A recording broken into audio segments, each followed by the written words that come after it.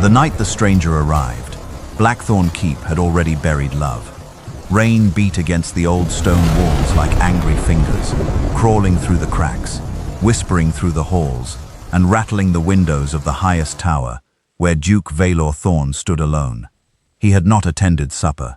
He had not spoken to his household since morning, and he had not removed the silver ring from his hand, though the woman who gave it to him had been dead for 3 winters. Below him, the valley of Wren Hollow disappeared beneath a curtain of mist. The villages slept. The stables were quiet. Even the guards at the gate pulled their cloaks over their heads and wished the storm would pass before midnight. But the Duke did not wish for anything anymore. Once, Valor Thorn had been the most desired nobleman in the northern province. Women came from river towns, mountain estates, and distant courts, hoping to win his attention. Some came with beauty, some with wealth, some with family names older than kingdoms. But Valor looked at all of them with the same cold eyes. 3 years ago, on the morning he was meant to marry Lady Merith Voss, her carriage was found broken at the edge of Frostbend Road. The horses were gone, the coachman was dead, and Merith was found beneath a white veil soaked with mud and blood. No one discovered who arranged the attack. No one was punished. And on the day of her burial, Duke Valor Thorn stood before the chapel doors, lifted his right hand, and swore before every noble, servant, priest and soldier present, "I will never marry. No woman shall enter my heart again. The Thorn bloodline ends with me." People thought grief had spoken, but grief became habit became law, and law became the silence that ruled Blackthorn Keep. His aunt, Lady Odrana, tried for years to change his mind. "A dukedom cannot be run by ghosts," she told him often. Valor's reply was always the same: "Then let the ghosts inherit it." That evening, Lady Odrana waited for him in the great hall, seated beside the long table where 30 candles burned low. She was a sharp-faced woman, with snow-grey hair, a straight back, and a tongue that could bruise without raising its voice. When Valor finally entered, dressed in black with rainlight on his shoulders, she did not greet him gently. "You received another proposal today," she said. "I refused it before opening it. You did not even read the family name. I do not need to know the cage before I reject it." Lady Odrana's lips tightened. "You call marriage a cage, because you are afraid to admit what truly cages you." His eyes lifted to hers. Even the servants near the fireplace became still. "Careful," Valor said softly, but Lady Odrana had grown too old to fear a wounded man. "You are not honoring Merith by living like a tombstone." The Duke's expression did not change, but his hand closed around the back of a chair until the carved wood creaked. "Leave her name out of your mouth. She would not have wanted this. You do not know what she wanted." "I know she wanted to live," Lady Odrana replied. "And if she could see you now, she would weep." The hall fell silent. For a moment, no one moved. Then Valor turned away. "Send every proposal back. Burn the ones that return. If any family sends a daughter to my gate, send her home before she steps down from her carriage." "Valor, no wife," he said. "No heirs. No wedding bells in this house. That is final." Thunder crashed outside, so loud the candles trembled. And then came the knock. Not from inside the keep, not from a servant's entrance. From the main gate, 3 deep strikes. Boom, boom, boom. The sound rolled through Blackthorn Keep like a warning. The captain of the guard hurried in, rain dripping from his beard. "Your Grace, someone stands at the outer gate." "At this hour?" Lady Odrana asked. "A woman," the captain said. "Alone."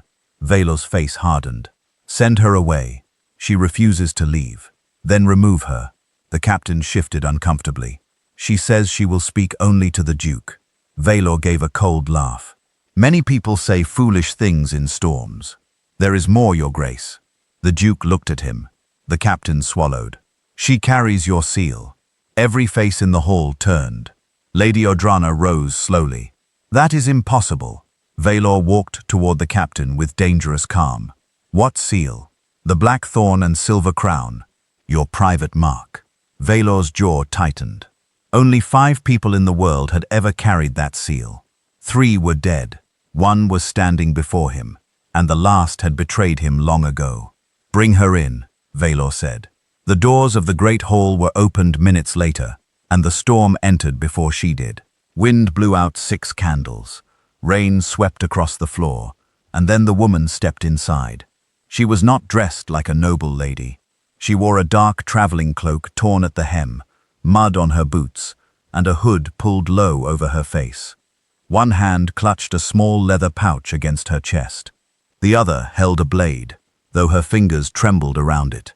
The guards moved forward. Valor raised one hand, stopping them. The woman lowered her hood. She was young, perhaps 24, with copper-brown skin, tired eyes, and a face made striking not by softness, but by defiance. Her hair, soaked by the rain, clung in dark waves to her cheeks. She looked directly at the Duke. "You are Valor Thorn?" Several servants gasped at her boldness. Valor did not blink. "You stand in my hall, carrying my seal, and dare ask who I am?" "I had to be sure." "Sure before what?" The woman reached into the pouch and pulled out a small silver token. The Duke froze. It was his seal, but not the one he used now. This was older, bent at the edge, burned across one side, and stained with something that looked like dried blood. Lady Odrana whispered, "Where did you get that?" The stranger ignored her. Her eyes remained on Valor. "From a dying man who told me to find the Duke of Blackthorn before the first frost." Valor's voice lowered. "What dying man?" The woman took one step forward. The guards reached for their swords. She did not stop. "His name was Torvin Sallow," she said. The hall seemed to lose all air. Valor's face changed for the first time that evening. Torvin Sallow had been Meredith's coachman, the man believed dead on Frostbend Road. Valor moved so quickly that the nearest guard stepped back. "That is not a name you throw into my house, unless you wish to be buried beneath it." The stranger did not flinch. "He was not dead when they left him," she said. "He lived long enough to hide, long enough to carry one secret, long enough to tell me that Lady Meredith Voss did not die by accident." Valor stared at her. The storm roared behind the doors. Lady Odrana covered her mouth. The stranger's voice broke, but she forced the words out.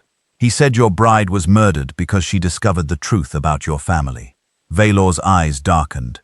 "What truth?" The woman opened her mouth, but before she could answer, an arrow flew through the open doorway and struck the wall inches from her head. Tied to it was a strip of black cloth. On it, written in red ink, were 7 words. "Send the woman out, or bury the Duke." And as the guards shouted and rushed toward the doors, the stranger collapsed into Valor's arms, whispering only one thing before her eyes closed. "They know I came." If this mystery has already touched your heart, share your thoughts in the comments and tell us what you think the stranger is hiding. And for more emotional tales filled with love, secrets, and destiny, kindly subscribe to Sandy Love Tales. The arrow still trembled in the wall when the whole hall exploded into chaos. Guards rushed toward the doors, servants screamed, and Lady Odrana stepped backward as if the message tied to the arrow had been written for her soul. But Duke Valor did not move with the panic of others. He stood with the stranger in his arms, his black sleeves soaked by rain and her blood, because the arrow had not missed entirely. A thin red line had opened across her shoulder where the metal edge had kissed her before striking the wall. Her head rested against his chest, her breath shallow, her face pale beneath the firelight. "Close the gates," Valor ordered. His voice was low, but every guard heard it like thunder. "Search the walls. No one enters. No one leaves." The captain bowed and ran. Valor looked down at the woman. Only moments ago, she had stood before him with fire in her eyes. Now she looked fragile enough to disappear with the storm. "Who is she?" Lady Odrana whispered. Valor did not answer. He carried the stranger from the great hall himself, ignoring the shocked faces around him. Dukes did not carry unknown women through their ancestral homes. Dukes did not stain their hands with the blood of strangers. But Valor Thorn had already broken one rule by letting her inside. A second rule meant nothing. He took her to the East Chamber, a room no guest had used since Meredith's death. The bed still wore pale linen. The curtains had not been changed. A small carved mirror stood by the wall, covered with a white cloth. The moment Lady Odrana entered behind him, she stopped. "Not this room," she said. Valor laid the stranger on the bed. "It has walls, warmth, and a lock." It was Merith's room when she visited. His face hardened. "Then perhaps it is time the dead stopped owning the living." Lady Odrana said nothing after that. The house physician, old Master Elric, arrived with trembling hands and a leather case. He cleaned the wound, inspected the stranger's pulse, and looked at the Duke with worried eyes. "She is exhausted, Your Grace, starved, chilled and hunted. The cut is not deep, but her body has been running on fear for too long. Will she live? If the fever does not take her before dawn." Valor turned toward the window. The rain slid down the glass like black tears. "Then keep her alive." Master Elric nodded and began mixing herbs. Lady Odrana moved closer to the bed and studied the stranger's face. "She is not from any noble family I know." "Good," Valor said. "Noble families have brought enough poison into this house. That does not mean she is safe." Valor looked at the silver seal lying on the table beside the bed, the burned edge, the dried blood, the impossible proof. "No," he murmured. "It means the people who want her dead are afraid of what she carries." Hours passed. The storm weakened, but Blackthorn Keep did not sleep. Guards moved along the walls with torches. Hounds were released into the lower woods. Every servant whispered the same questions behind closed doors. Who was the woman? Why did she carry the Duke's seal? And how could Torvin Sallow, a man buried in every official record, have sent her to Blackthorn? Near dawn, Valor stood alone beside the stranger's bed. Lady Odrana had gone to question the servants. Master Elric slept in a chair, his chin against his chest. The stranger stirred just as the first grey light touched the window. Her eyes opened suddenly, full of terror. She grabbed the nearest object, a small silver candle holder, and swung it weakly toward Valor's face. He caught her wrist before it struck him. "You are safe." She tried to pull away. "No one is safe here. You came to my door because a dying man begged me to. Then speak." Her breathing was uneven. She looked around the room, searching for exits, threats, shadows. "Where is my pouch?" Valor lifted it from the table. "Here, give it to me. After you tell me your name." She stared at him for a long moment, as though names were dangerous things. "Serena Vale." Valor studied her. "That name means nothing to me." "It was meant to." "Who sent you?" "Torvin. Torvin Sallow is dead." "No," Serena whispered. "He was hidden." Valor's grip tightened on the pouch. "By whom?" Her eyes filled with pain. "By the same people who hunted him after he escaped Frostbend Road. He lived in a ruined watchhouse near the border marshes. I found him half mad with fever 2 winters ago. I gave him food. He gave me silence. For months, he said nothing but one name in his sleep." Valor's jaw clenched. "Merith." Serena nodded. The name fell between them like a blade. "He carried guilt like a chain. He said he failed her.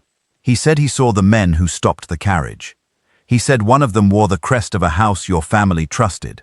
Valor leaned closer. "Which house?" Serena reached for the pouch again.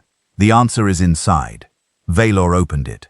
Inside lay a folded piece of oilcloth, a broken locket, and a strip of blue silk. The silk was old, but Valor knew it instantly. Merith had worn that color on the last evening he saw her alive. His face drained of warmth. He unfolded the oilcloth. Inside was a letter, written in Torvin's shaky hand. Valor read only the first line before his breath stopped. "Your Grace, forgive me, but your bride was not the only one meant to die that morning." He read on, each word cutting deeper. Torvin had seen the ambush. The attackers had not spoken like roadside thieves. They knew the route. They knew the time. They knew the carriage carried Merith's private letters. One man had given the order to search her body, not for jewels, but for a document. When they did not find it, they argued. Then someone said, "If the Duke learns what she discovered, the crown will fall before winter." My Sandy Lovetails family, pause for a moment and tell me honestly, do you think Serena is truly innocent? Or is there still a deeper secret behind the pendant she carries? Valor swore never to open his heart again, but now this stranger has brought danger, truth, and a pain that looks too familiar to ignore. Drop your thoughts in the comments, because from here, every secret inside Blackthorn Keep becomes more dangerous. And if this story is already touching your heart, kindly subscribe and stay with us as the mystery unfolds. Valor lowered the letter. What document? Serena's voice was barely above a whisper. A marriage record. Whose marriage record? She swallowed. Your father's. Valor stared at her, not understanding. His father, the late Duke Corvin Thorne, had been dead for 12 years. His marriage to Valor's mother was recorded in every royal archive. Serena saw his confusion and continued. Torvin said Lady Merith discovered your father had another wife before your mother, a woman erased from the family history, a woman who gave birth to a child. Valor's face turned cold. Lies. I thought so too. Then why come here? Tears gathered in Serena's eyes, but she refused to let them fall. Because Torvin said the child did not die. The room grew silent. Even the sleeping physician seemed to stop breathing. Valor stepped back. Enough. He said the child was hidden after birth and marked with the Blackthorn seal. Enough. Serena reached beneath the collar of her torn dress and pulled out a small pendant. It was black iron, shaped like a thorn wrapped around a silver crown. Valor looked at it, and for the first time in years, the Duke who swore never to love, never to marry, never to feel anything again, looked afraid. Serena's voice broke as she said, Your Grace, I did not come only to warn you. I came because Torvin said Blackthorn Keep was the only place where I could learn whether I am your enemy or your blood. Outside the chamber, a floorboard creaked. Valor turned sharply toward the door. Someone had been listening. Before he could reach it, a voice from the corridor whispered through the keyhole, soft and cruel. She should have died with the coachman. If this twist has left you wondering who Serena truly is, share your thoughts gently in the comments. And for more emotional stories filled with secrets, danger, and unexpected love, kindly stay with Sandy Love Tales and subscribe for the next part. Valor moved before the whisper finished breathing through the keyhole. He crossed the chamber in 3 long strides, tore the door open, and found the corridor empty except for the shaking flame of a wall torch. But the silence was wrong. It had weight. It had a pulse. Someone had stood there moments ago, close enough to hear Serena's secret, close enough to know that the dead coachman had spoken from beyond his grave. Guards! Valor shouted, and the sound tore through the east wing. Serena tried to rise from the bed, but pain struck her shoulder and forced a gasp from her lips. Do not move, Valor ordered without looking back. They are inside your walls, she said. Then they will learn my walls can become a prison.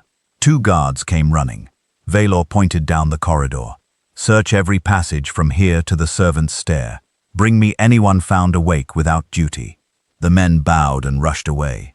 Lady Odrana appeared moments later, her grey robe tied hastily, her face pale but composed. What happened? Someone listened at the door. That is impossible. The east wing has been closed for years. Then someone opened it. Serena pushed herself upright, clutching the pendant at her throat.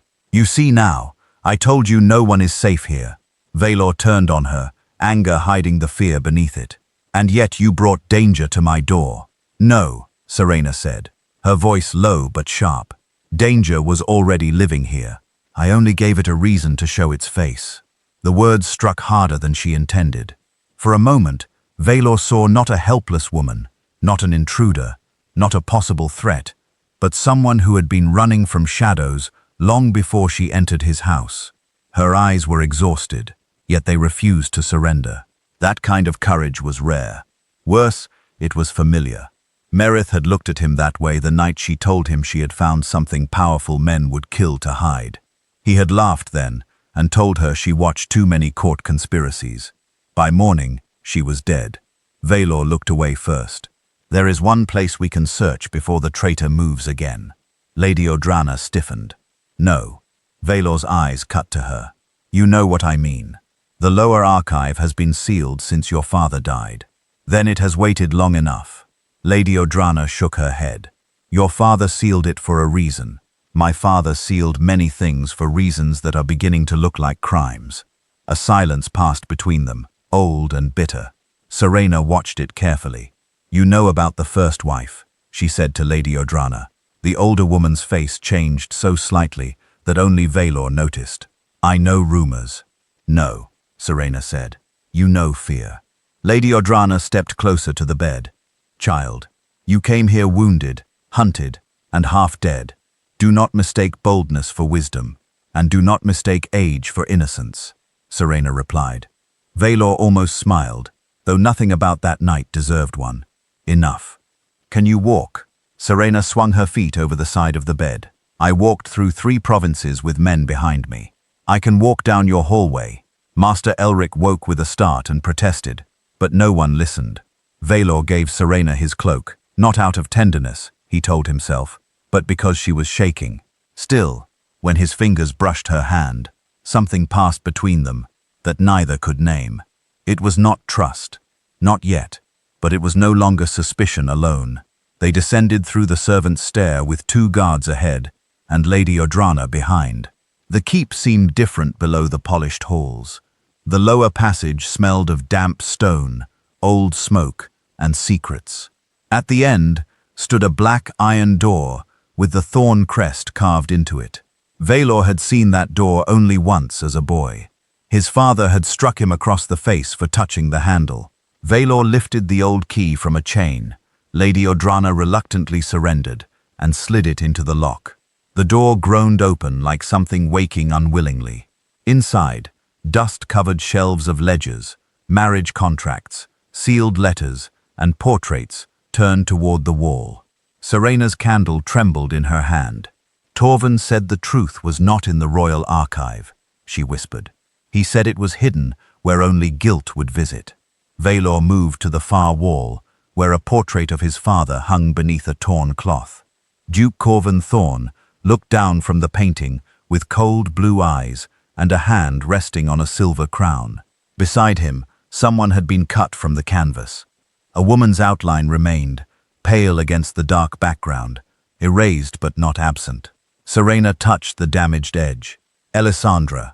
Valor turned. You know her name. Torvin said it in fever. Elisandra Morcant, the first wife, the vanished wife. Lady Odrana closed her eyes. She was not vanished. She was removed. Valor stared at his aunt. You knew. I was 17, she said, her voice breaking for the first time. Your father married Elisandra before he inherited the title. She was gentle, but she came from a bloodline the crown feared. When your grandfather died, advisors told Corvin the marriage would weaken the dukedom. He denied her publicly. Then she disappeared. And the child? Valor asked. Lady Odrana swallowed. I was told the child died. Serena stepped to a locked drawer beneath the records table.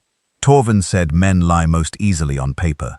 She pulled the broken locket from her pouch and pressed it into a small groove on the drawer. It clicked open. Inside lay a birth record, a death record, and a letter sealed in blue wax. Valor read the birth record first. A son had been born to Corvin Thorne and Elisandra Morcant. The name was Caelan. The death record claimed the infant died 7 days later. But the ink on the death record was newer than the ink on the birth record by many years. Serena looked at the pendant around her neck. Then I am not the child, Valor said suddenly. He lifted the blue wax letter, his voice roughening as he read Merith's handwriting. My dearest Valor, if this reaches you, then I failed to speak quickly enough. The woman who carries the black thorn pendant is not your father's hidden child. She is the key to finding him.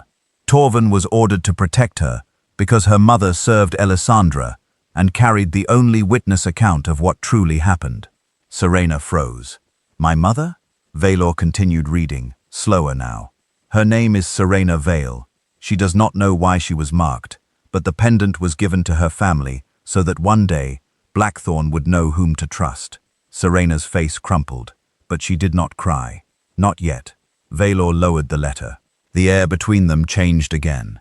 She was not his enemy. She was not his blood. She was something far more dangerous to a man who had sworn never to let his heart move again. She was innocent, and she had carried his dead bride's final truth to his door.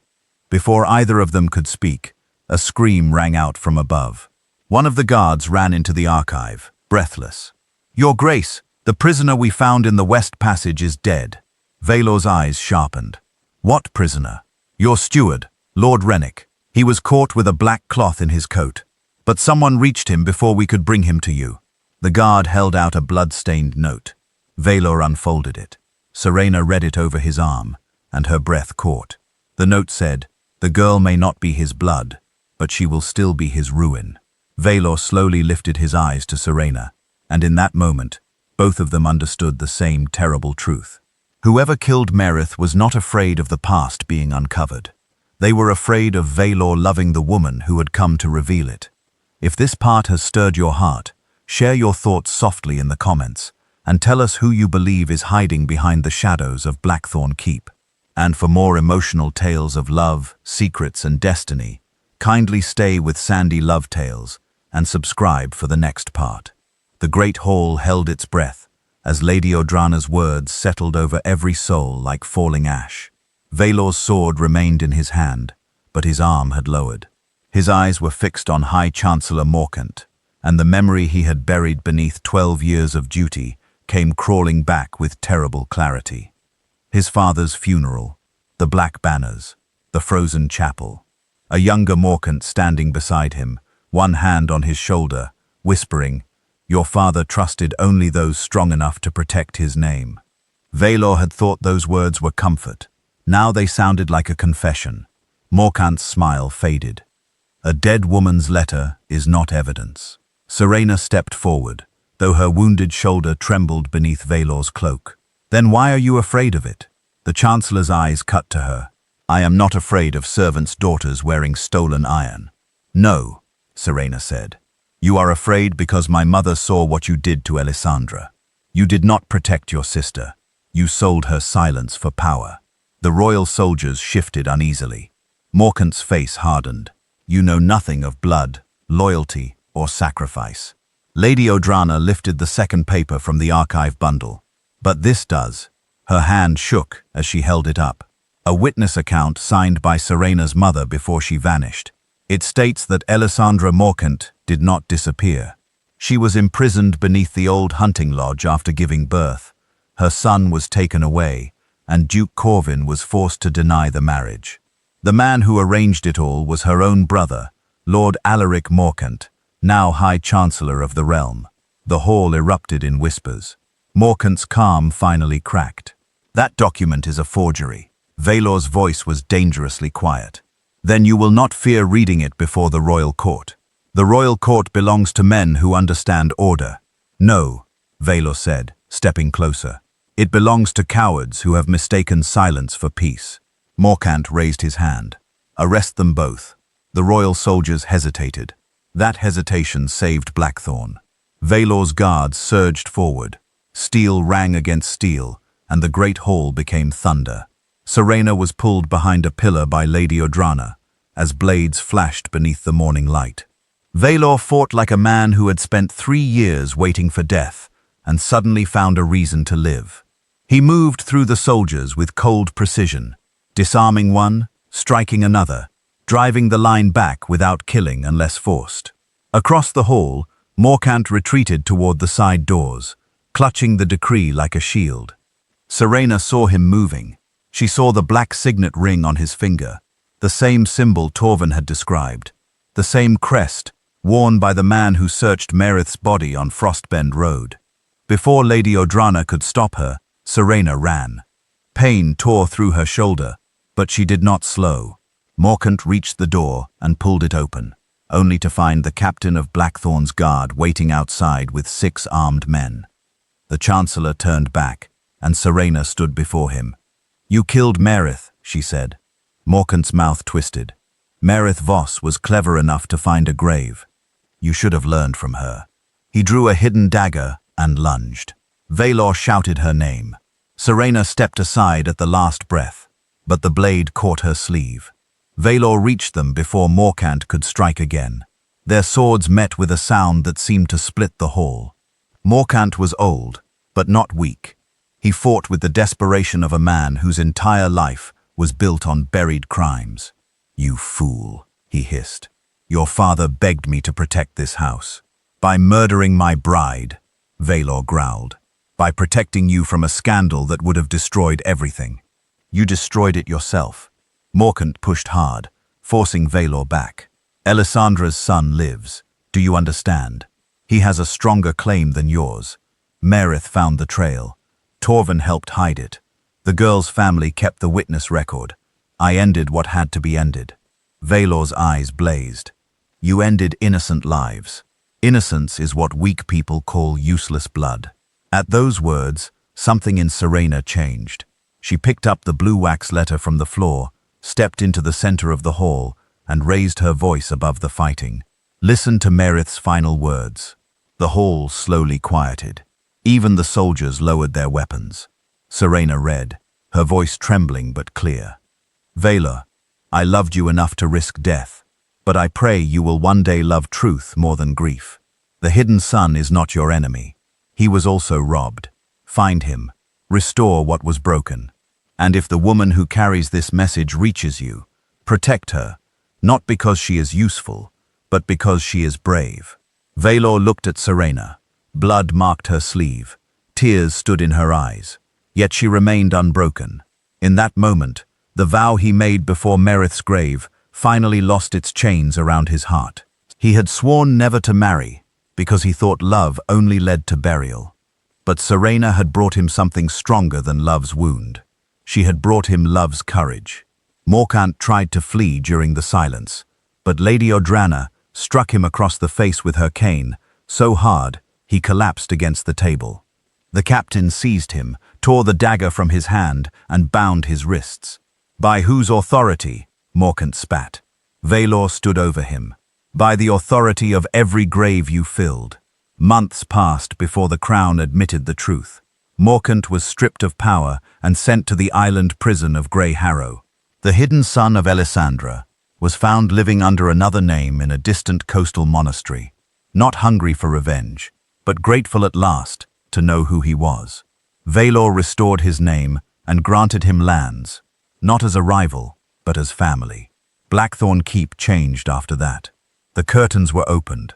The east chamber was no longer treated like a tomb. Flowers returned to the courtyard. Laughter returned slowly, carefully, like sunlight unsure whether it was welcome. Serena stayed through the hearings, then through the first snow, then through the spring. No one asked when a guest had become part of the house. They only noticed that the Duke no longer walked like a man followed by ghosts. One evening, beneath the same tower window where he had once sworn his heart was finished, Valor found Serena watching the valley. "You should have left when the danger ended," he said. She smiled faintly. "Perhaps I was waiting for the Duke to stop pretending he wanted me to." He looked at her for a long time. "I made a vow once. I know. I thought breaking it would betray Marith." Serena's voice softened. "Maybe keeping it was the real betrayal. She wanted you to live." Valor took the silver ring from his hand, the one he had worn for 3 winters, and placed it gently on the windowsill. "Then let the dead be honored," he whispered, "and let the living begin." When he turned back, Serena was crying, not from pain, not from fear, but because some doors open not when storms end, but when hearts finally stop locking themselves from the inside. Valor reached for her hand. "Serena Vale, you came to my door as a stranger, carrying danger, sorrow, and truth. You gave me back my house, my name, and the part of my heart I had buried. I cannot promise you a life without storms, but I can promise that no storm will find you standing alone." Serena looked at him through tears. "And what are you asking me, Your Grace?" For the first time in years, Duke Valor Thorn smiled. "Stay, not as a witness, not as a guest. Stay as the woman I choose, if your heart will choose me too." Serena placed her hand in his. "Then I choose you, Valor, not because you are a duke, but because you finally became brave enough to love again." And when the bells of Blackthorn Keep rang that summer, they did not ring for mourning, warning, or death. They rang for a wedding no one thought would ever come, for a vow remade, for a stranger who arrived at a closed door and taught a broken duke that love does not always ask permission before saving a life. If this story touched your heart, please share where you are watching from in the comments and tell us which moment stayed with you the most. You can also share this video with someone special in your heart, someone who believes that love can still find its way through pain, secrets, and storms. And for more emotional stories like this, kindly subscribe to Sandy Love Tales. And that was how a duke, who swore never to love again, discovered that some strangers do not come to destroy our lives. They come to unlock the part of us we buried in pain. Serena arrived at Valor's door with blood, secrets, and danger, but she left with his heart, his trust, and the love he thought he had lost forever.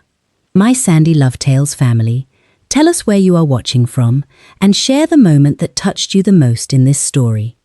Also, send this video to someone special in your heart, someone who still believes that love can survive betrayal, silence, and storms. Kindly subscribe to Sandy Love Tales for more emotional stories filled with secrets, sacrifice, and unforgettable love.